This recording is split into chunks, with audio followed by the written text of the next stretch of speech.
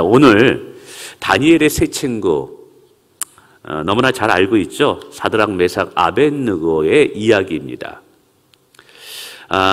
당시에 바벨론은 최고의 강대국이었죠. 특별히 하나님의 특별한 섭리를 통해서 느부갓네살 왕은 팔레스타인 지역, 중동 지역 전체를 통치하고 다스리게 됩니다.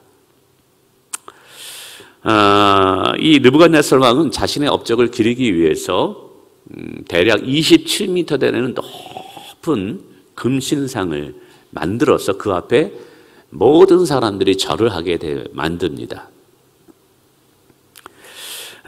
모든 사람들이 그가 만든 그 신상 앞에 절을 하게 되죠. 왜냐하면 그 권력이 두려웠기 때문에 그런 것이죠. 그 신상 앞에 절을 하지 않게 되는 경우는 엄청난 피해가 오기 때문입니다. 그래서 모든 사람들은 그 권력이 두려워서 느부갓네살 왕의 신상 앞에 절을 하게 됩니다. 그런데 이때 다니엘의 세 친구 사드락, 메삭, 아벳느고만큼은 절을 하지 않습니다. 이제 이것이 발각이 되게 되죠. 느부갓네살 왕은 화가 나서 이들을 불러 호통을 칩니다. 너희가 정말 그 금신상 앞에 절하지 않느냐? 예, 절하지 않겠습니다. 그럼 너희들은 왜 절하지 않느냐? 예, 저희는 여호와 하나님을 믿기 때문에 그렇습니다. 하나님께서 가장 싫어하는 것이 우상 앞에 절을 하는 것입니다. 그러므로 우리는 우상 앞에 절을 할 수 없습니다. 그러자 이 느부갓네살 왕이 더 화가 났습니다. 너희가 지금이라도 이 금신상 앞에서 절을 하면 너희들을 살려두겠다. 그러나 너희들이 계속해서 고집을 피우고 절을 하지 않으면 풀무불에 던져 너희들을 태워 죽이겠다라고 협박을 하죠. 그러자 이 세 친구는 말합니다. 폐하, 우리는 우리가 풀무불에 던져진다 할지라도 우리는 우상 앞에 절을 할 수 없습니다. 우리는 하나님만을 섬기기로 하나님 앞에 맹세했기 때문에 그렇습니다. 하나님께서는 능히 이 풀무불에서 우리를 건져내실 수 있음을 저희는 믿습니다. 그러나 하나님께서 그렇게 하지 아니하신다 할지라도 우리는 하나님만을 섬길 것이고 이 우상 앞에 절을 하지 아니할 것입니다. 이제 느부갓네살이 화가 났죠. 이 왕의 채통, 왕의 권위는 이제 땅에 떨어진 것이거든요. 그래서 화가 나서 풀무불을 7배나 더 뜨겁게 만들게 됩니다. 요즘 말로 이야기하면 용광로입니다. 용광로. 7배나 더 뜨겁게. 그리고 사드락, 메삭, 아벳느고를 그 용광로 속에 던지라고 합니다. 얼마나 뜨겁던지 이 사드락, 메삭, 아벳느고가 도망갈까 봐 양쪽의 군인들이 이 다니엘의 세 친구를 던질 때 너무 뜨거워서 이 가까이 갔을 때 이들을 붙잡고 있는 군사들도 다 불에 타 죽게 되는 일이 일어나게 되죠. 도저히 살아날 수 없는 그 용광로 속으로 3명의 친구들이 던져집니다. 그런데 놀라운 일이 벌어지죠. 그들의 머리털 하나 상하지 않는 것입니다. 심지어 풀무불에 던져진 사람은 3사람인데 가만히 보니까 4사람이 보이는 거예요. 그리고 그 중앙에 있는 한 사람은 마치 하나님의 아들과 같았다라고 오늘 성경은 이야기하고 있습니다. 이때 느부갓네살 왕은 굉장히 두렵게 되게 됩니다. 그때 깨닫게 되죠. 야, 사드락, 메삭, 아벳느고의 하나님, 여호와 하나님이 참 하나님이구나. 이 느부갓네살은 두려워서 속히 이 3명의 친구들을 풀무불에서 나오라고 합니다. 이제 세 친구들은 걸어서 나오죠. 정말 걸어서 나왔는데 머리털 하나 상하지 않는 놀라운 기적의 사건이 눈앞에 펼쳐진 거예요. 이때 느부갓네살 왕은 놀라운 고백을 오늘 28절부터 이렇게 고백합니다. 사드락, 메삭, 아벳느고의 하나님을 찬송할지로다. 그가 그의 천사를 보내어 자기를 의뢰하는 이들을 건져주셨다. 그러면서 이야기합니다. 그의 백성을 구원하시는 분은 여호와 하나님 외에는 이 세상에 없도다라고 말합니다. 그리고 다니엘과 세 친구, 이들을 더 높여주게 되죠. 저는 이 본문을 보면서 다니엘의 세 친구의 믿음도 참 위대합니다. 그리고 하나님께서 기적적인 방법으로 이 세 친구를 건져주신 것도 참 놀랐습니다. 그러나 너무나 통쾌한 것은요, 느부갓네살 왕의 고백이라는 것이죠.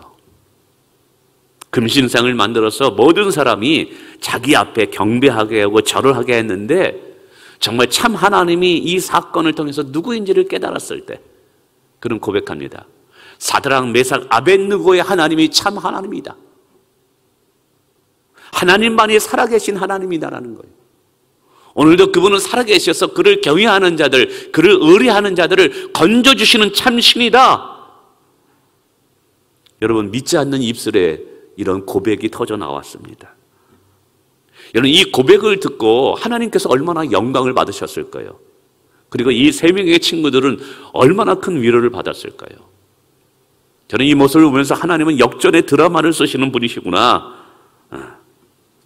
오늘 우리의 인생도 하나님이 함께 하실 때, 도우실 때 여러분 역전의 드라마가 쓰여질 수 있다는 것이죠. 우리가 굳건히 우리의 믿음의 지조를 지키고 죽으면 죽으리라는 신앙을 가지고 살 때 믿지 않는 자들의 입술을 통해서 우리 하나님이 참 하나님인 것, 우리 하나님이 오늘도 그의 사랑하는 백성들, 끝까지 믿음을 지키려는 자들을 오늘도 건져주시고 보호하신다라는 것을 믿지 않는 자들의 입술을 통해서 증거된다면 여러분 이것만큼 통쾌한 일이 어디 있겠느냐라는 것이죠. 저도 저의 인생에서 이런 고백들이 수많이 터져나왔으면 참 좋겠다라는 생각을 하게 됩니다. 여러분 이번에 명절을 맞이해서 가족들과 모이게 됐죠. 여러분 이 명절을 통해서 우리가 섬기는 하나님이 어떠한가를 우리가 보여야 줘야 됩니다. 그러나 무엇보다 우리의 신앙을 통해서, 우리의 믿음을 통해서 저들이, 하나님을 알지 못하는 자들이 누가 참 여호와 하나님인가, 신 중에 신이 누구인가, 누가 살아계신 하나님인가를 저들의 입술을 통해서 증거되는 축복의 놀라운 일들이 여러분의 가정 가운데 일어나기를 원합니다. 너를 보니까 하나님이 살아계시는구나. 너의 인생을 보니까 하나님은 살아계시는구나. 너의 인생을 보니까, 너의 가정을 보니까 정말 하나님께서 복을 주시는 분이시구나. 여러분 이런 고백들이 우리의 친지 가족들을 통해서 나온다면 여러분 그것이 얼마나 통쾌한 일이겠어요. 여러분 이런 축복이 일어나기를 원합니다. 근데 오늘 이와 같이 놀라운 드라마틱한 일이 일어나기 위해서는 물론 하나님께서 강력하게 임재하셔야 되죠. 그러나 이런 강력하게 하나님의 함께 하심과 임재하심이 일어나기 전에 먼저 무엇이 우리 가운데 준비되어야 되느냐 하면 나의 믿음 또한 강력하여서 풀문불의 위협, 생명의 위협을 받는다 할지라도 나는 죽으면 죽으리라는 신앙이 먼저 우리에게 준비되어 있어야만 된다는 것이죠. 그리 아니하실지라도 나는 하나님만을 섬기겠습니다. 나는 결코 우상 앞에 절하지 않겠습니다. 나는 하나님 앞에만 무릎을 꿇는 자가 될 것입니다 라고 사람들의 지탄을 받는다 할지라도 그 고백을 끝까지 붙잡고 신앙의 지조를 지키는 그 믿음이 우리 가운데 준비될 때 하나님께서는 그러한 믿음을 통해서 하나님의 살아계심을 보인다는 사실이죠. 오늘 우리가 믿음을 온전히 지키려고 하면 사드락, 메삭, 아벳느고처럼 세상 사람들에게 지탄을 받을 수 있습니다. 위협을 받을 수 있습니다. 근데 그때 타협하면 안 되는 것입니다. 그때 세상 앞에, 우상 앞에 무릎 꿇으면 안 되는 것입니다. 당장 편하자고? 아닙니다. 지탄을 받다 할지라도, 유별나게 신앙생활을 한다 할지라도 나는 하나님만을 섬기겠다라는 굳건한 믿음이 먼저 우리 가운데 있어야만 됩니다. 그럴 때 하나님은 우리의 그런 믿음을 통해서, 그런 믿음이 살아있는 믿음을 통해서 하나님이 어떠한 분인가를 보여준다는 사실이죠. 그래서 저는 이 시간에 사드락, 메삭, 아벳느고의 그런 축복의 인생이 우리가 되려면 먼저 우리가 준비되어야 되겠다. 어떤 믿음이 이들에게 있었습니까? 이게 중요합니다. 첫째로는 하나님만을 예배하고 하나님만을 섬기겠다는 강력한 믿음이 우리 가운데 필요합니다. 세상과 타협하지 않겠다. 우상 앞에 절하지 않겠다. 나는 하나님 앞에만 무릎 꿇겠다라는 믿음이 오늘 우리 가운데 있어야만 됩니다. 여러분, 명절을 맞이해서 가족들과 모여서 정말 오래간만에 대화를 나누는 것은 즐거운 시간이죠. 근데 이제 명절 때마다 저희 가정도 그렇고, 그래도 요즘은 좀 덜 합니다만, 제가 이제 청년회 때 참 명절 맞이할 때 이제 제사를 드리다 보니까 긴장 관계가 있어요. 예수를 믿는 저희 어머니와 저, 그리고 믿지 않는 형제들, 사촌들, 가족 관계에 긴장 관계가 있습니다. 그게 뭐냐면 제사 문제였거든요. 제사 문제만 아니면 참 화평하게 보낼 수 있는데 이 문제 때문에 갈등이 있습니다. 제가 저희 아버님보다 믿음 생활을 먼저 하다 보니까 이제 제사를 드릴 때마다 이제 사촌들 모아놓고 그게 참 힘들었어요. 저희 큰 형님도 신앙생활을 안 하고, 저희 둘째 형님도 신앙생활하고, 저희 사촌 형님들도 뭐 시골에 있는 원시 패밀리도 신앙생활 안 하다 보니까 다 이제 제사를 지내고, 또 가기 전에 또 지금도 산당이 만들어져 있어요. 산당에 모여가지고 또 다 이렇게 예를 드리고 뭐 하면 제사를 드릴 때 그때마다 도야 너 네 차례다. 그럴 때마다 무릎 꿇고 이 한 바퀴 돌리고 향을 꽂아놓고 이거 할 때마다 처음 이제 신앙생활하는데 처음에는 이게 너무 불편했어요. 근데 말씀을 통해서 양육을 받고 결단했어요. 내가 하나님만 섬기리라. 그래서 이제 죄송합니다. 제가 하나님만 섬기기로 했어요, 아버님. 그러니까 옆에 있던 뭐 형님도 그렇고 사촌 형님도 그렇고, 야 그러지 말고 무릎 꿇고 그냥 기도만 해. 그냥 형식적인 거야. 저 그것도 할 수 없어요. 그러니까 막 여기저기서 호통치는 소리, 그러니까 쌍놈이냐 뭐 여러 소리를 들었죠. 그래도 제가 타협할 수 없었습니다. 하나님만이 참 하나님으로 제가 섬기겠습니다. 제가 약속했기 때문에 그래요. 재수 없다고 그 예배드리는 방에도 들어오지 못하고 밖에 쫓겨나기도 하고요. 참 여러 가지로 좀 힘들었던 게, 명절 때마다 그렇다고 시골 안 갈 수도 없고 참 힘들었어요. 이 제사 문제 때문에. 그러면서 그때 이제 모여들어가지고 얘기 들었던 것이 두 가지였어요. 하나는 뭐냐면 조상들에게 예를 갖춰야 된다라는 거예요.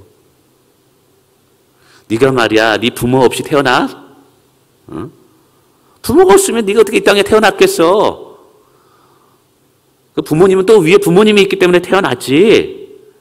그럼 그 부모님에게 예를 다하는 것이 제사야. 그 얘기를 참 많이 들었습니다.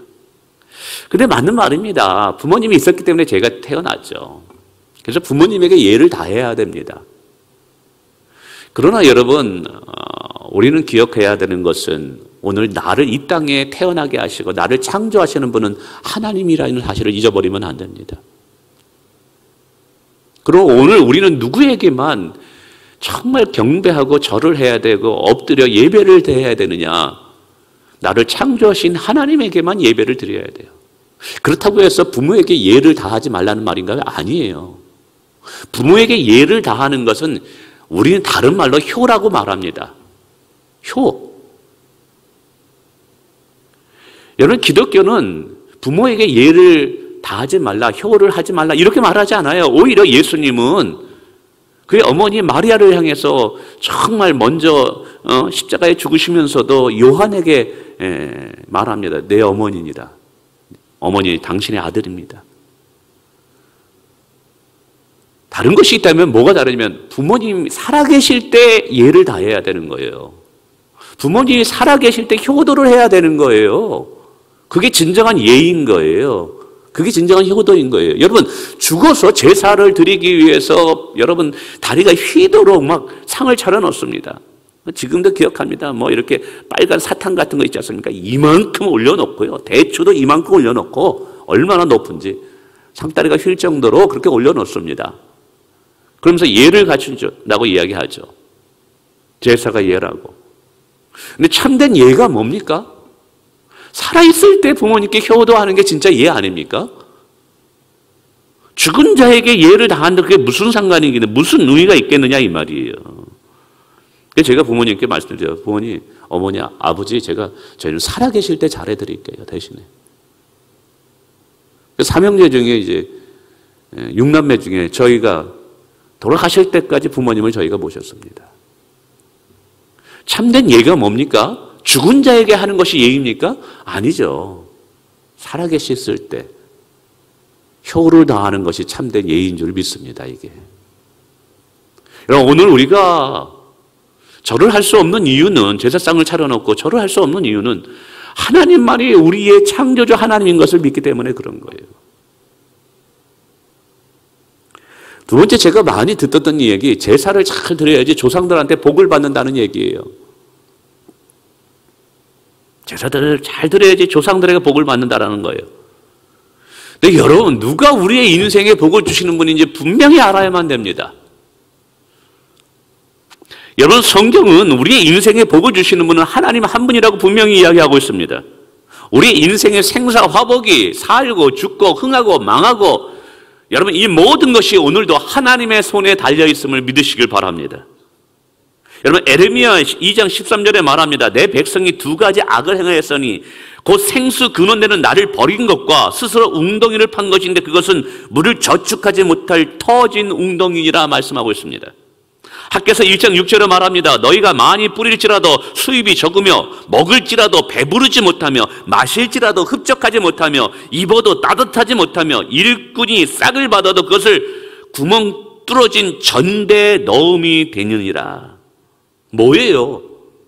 복의 근원 되시는 하나님을 다 버렸더니 그들의 인생이 터진 웅덩이가 되고 뚫어진 전대가 되었다라는 사실이에요. 여러분 터진 웅덩이 어떻습니까?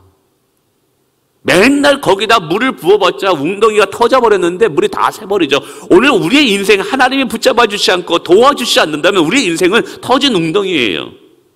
뚫어진 전대. 거기다 뭐 귀한 보물을 다 집어넣습니다. 그런데 여러분 뚫어져가지고요, 거기서 질질 흘러갑니다.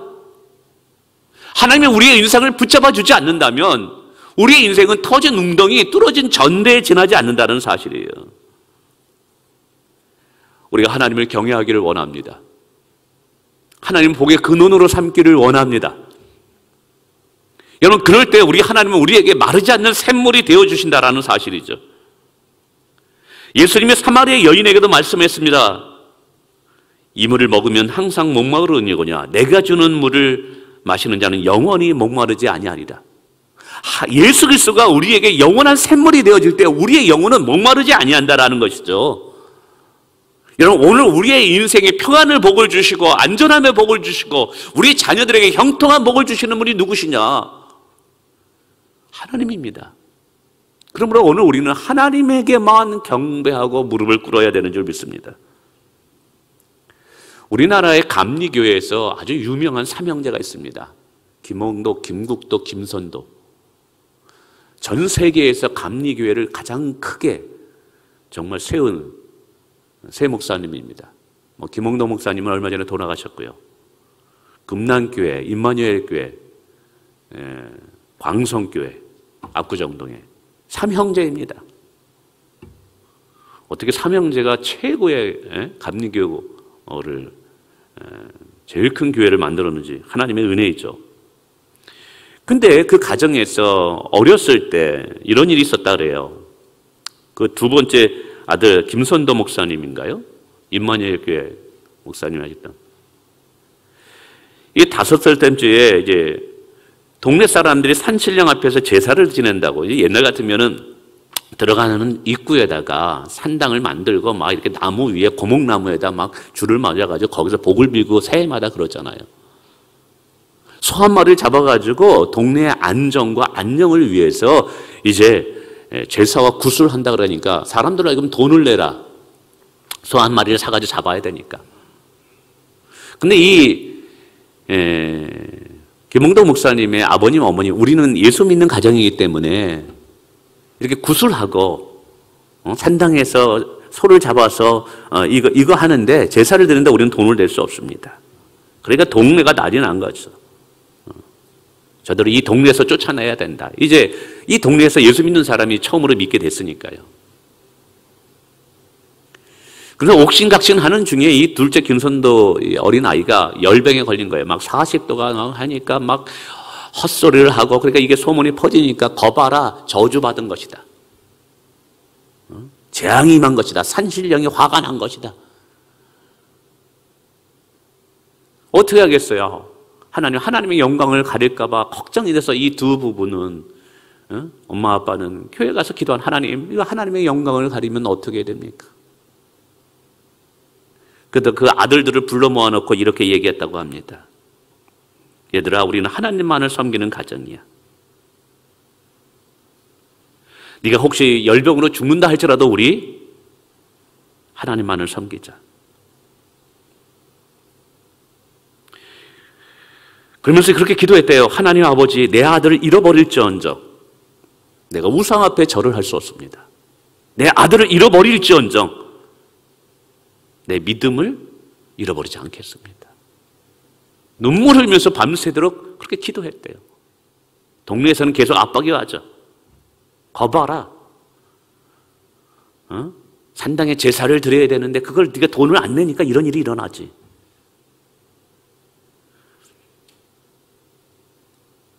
그럼 오직 하나님 앞에 엎드려 하나님 도와달라고 기도했답니다.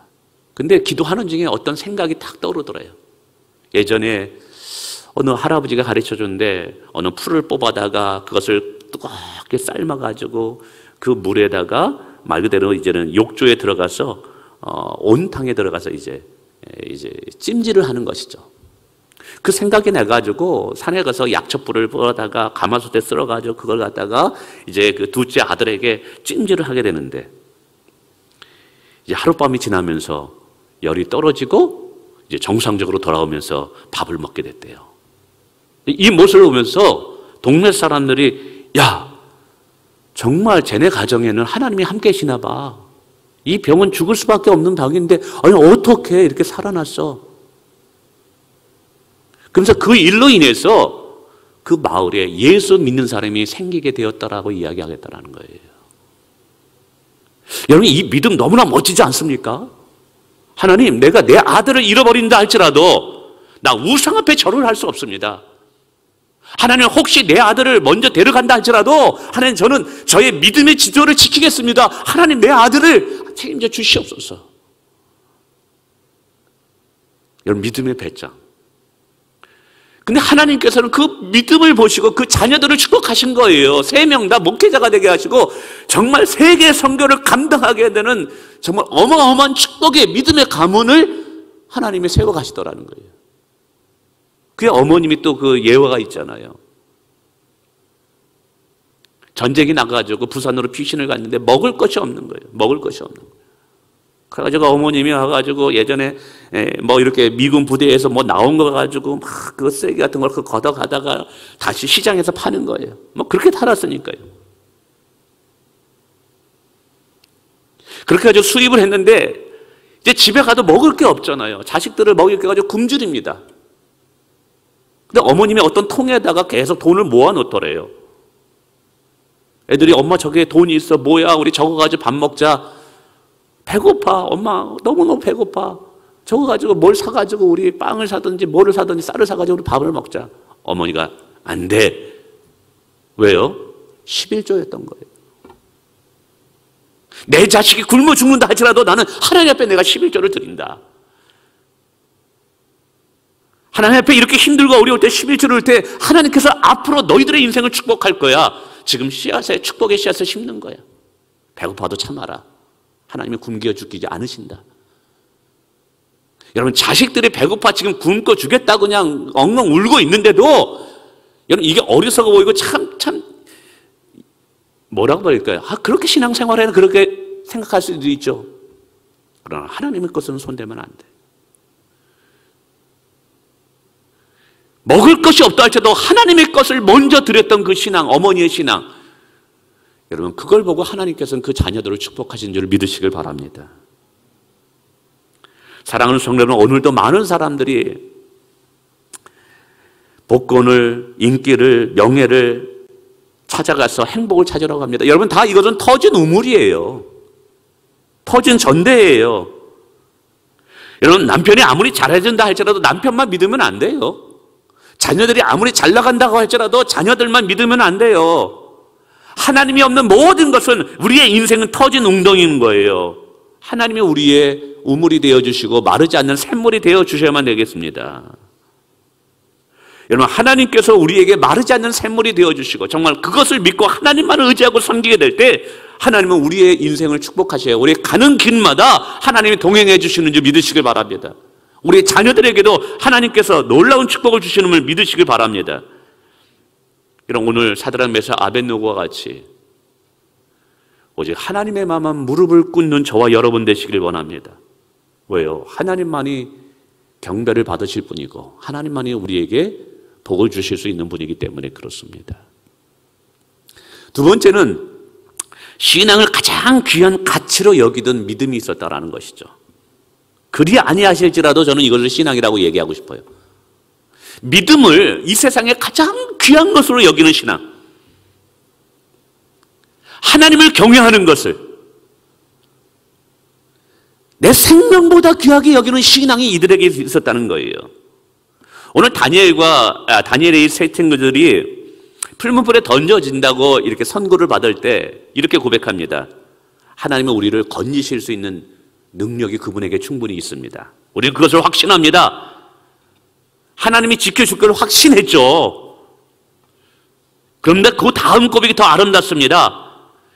그러나 하나님께서 우리를 건져주시지 않는다 할지라도 우리는 하나님만을 섬길 것이고 우상 앞에 절할 수 없습니다라는 고백이에요.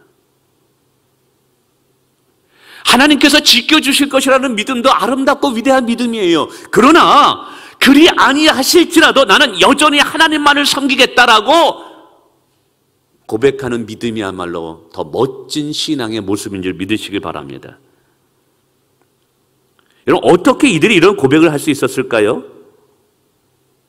믿음이 가장 인생에서 귀하다라는 것을 알았기 때문에 그래요. 나의 삶의 가장 우선순위는 하나님을 경외하는 것, 하나님을 믿는 것.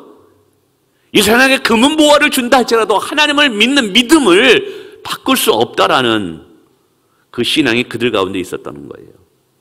우상 앞에 절을 하다가 생명을 연장하기보다는 차라리 죽겠다. 나는 나의 믿음을 지키기 위해서 차라리 내 생명을 버리겠다. 이 말은 뭐예요? 나의 생명보다 믿음이 더 중요하다라는 신앙이 있었던 거예요. 오늘 우리 가운데 이런 신앙이 좀 있었으면 좋겠습니다. 여러분, 이런 신앙이 있는 자들에게 하나님이 역사하시고 하나님이 놀라운 일을 증거하지 않을까요? 아마 이렇게 꼬드려겠을지도 모르겠죠. 네가 내 앞에 절하기만 하면 너의 인생은 필 거야. 너의 인생은 내가 책임질 거야. 부귀영화가 보장됐을 거야. 그러나 세상의 부귀영화를 누린다 할지라도 하나님을 저버린다면 그건 아무런 의미가 없다라는 것이죠. 그리 아니하실지라도 나는 하나님만을 예배할 것입니다. 그리 아니하실지라도 나는 하나님만을 섬길 것입니다. 그리 아니할지라도 나는 우상 앞에 절할 수 없습니다. 하나님을 믿는 믿음이 내 인생에서 가장 중요하고 생명보다 중요하다라는 거예요.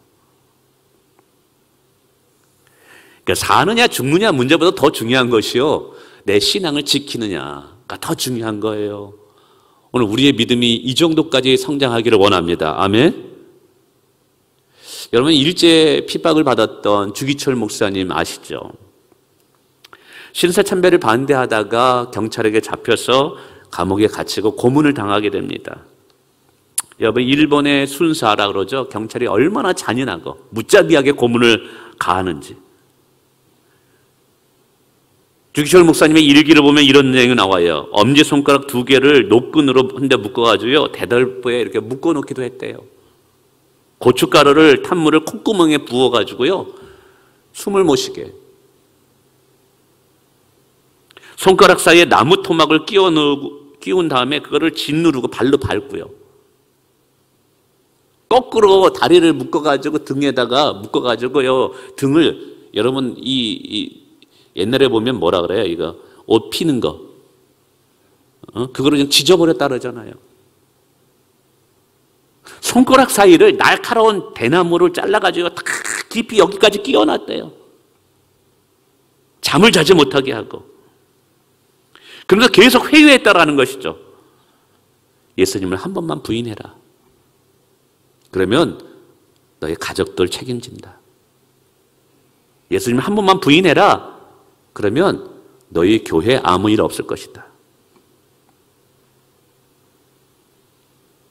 근데 주기철 목사님은 이렇게 대답했대요. 100번, 만번 생각해봐도 마찬가지입니다. 참신은 하나님뿐이고 나는 다른 신을 섬길 수 없습니다. 그럼 다시 뭉둥이가 사정없이 날아오죠. 그때 이 목사님이 이런 고백을 했대요. 하나님께서 나를 건지실 수 있는 능력이 있는 분이다.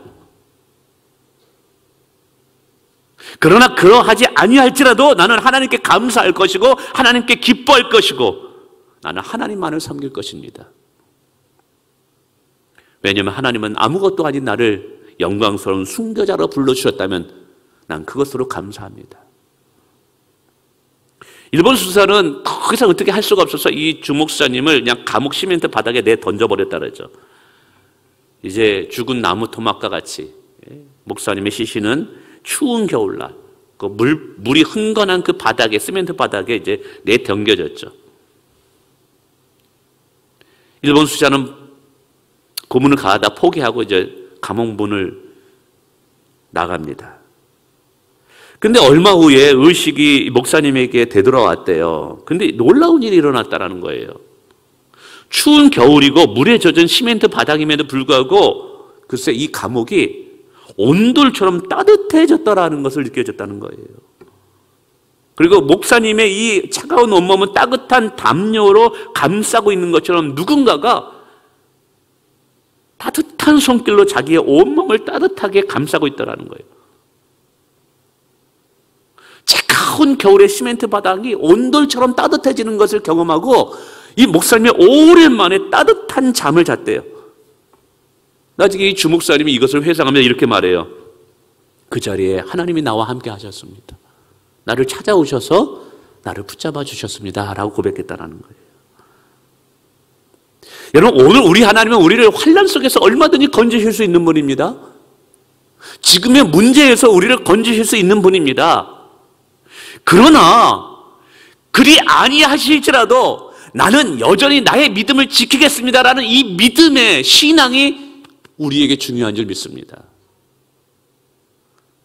나를 질병에서도 고치실 수 있는 분이에요. 이 어려움에서도 건지실 수 있는 분이에요. 그러나 그리 아니하실지라도 나는 하나님을 향한 나의 믿음을 버릴 수 없습니다. 나는 여전히 하나님만을 섬기겠습니다. 여러분, 이런 믿음의 고백이 오늘 우리 가운데 있기를 원합니다.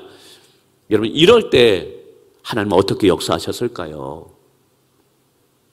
여러분, 풀무불에 예수님이 나타나신 거예요. 우리는 이 한 명의 천사를 구약에 나타난 예수 그리스도 메시아라고 이야기합니다. 죽으면 죽으리라는 신앙을 가지고 있을 때 주님은 사드락, 메삭, 아벳느고와 함께 하셔서 그의 머리털 하나도 상하지 않도록 그를 지켜주셨다라는 사실이죠. 사랑하는 성도 여러분, 오늘 제가 이렇게 말씀을 드리는 것은 이 명절을 맞이해서 우리가 기억하자라는 거예요. 오늘 우리가 누구만을 경배하고 예배해야 되는지, 누구만을 나의 복의 근원으로 삼아야 되는지, 그리고 우리가 어떠한 믿음과 신앙을 가져야만 되는지, 그리 아니하실지라도 나는 하나님만을 예배하고 경배할 것입니다. 여러분, 추석 명절에 여러분 제사를 드리기보다는 추모 예배, 추도 예배를 드리기를 부탁합니다. 지난 1년 동안 하나님이 지키신 것을 감사하고 찬양하십시오. 그리고 2022년에도 우리에게 복 주실 하나님에 대해서 믿음으로 선포하십시오. 그리고 여러분의 가족 중에 정말 신앙의 본을 받는 이야기가 있다면 이야기하십시오. 그러나 무엇보다 여러분 자녀들 앞에 신앙의 결단의 고백을 하시길 바랍니다. 나와 내 가정은 여호와 하나님만을 섬기는 가정이 될 것이다. 얘들아, 기억하라. 믿음과 신앙, 그것이 너의 인생에서 가장 우선순위가 되게 하라. 하나님을 경외하는 것이 우리의 생명보다 귀한 것이다. 고난이 와도 어려움이 와도 절대로 하나님을 믿는 믿음을 포기해서는 안 된다. 여러분, 이것을 자녀들에게 고백해 줄 수 있기를 축원을 드립니다. 여러분, 그런 가정에 하나님께서 오늘 사드락 메삭 아벳느고처럼 오늘 마지막에 뭐라고 말합니까? 더욱 높이니라. 하나님께서 이들을 높여주신 거예요. 하나님 앞에서 우리가 이렇게 귀하게 쓰임받는 축복의 가정이 되시길 주님의 이름으로 축원을 드립니다.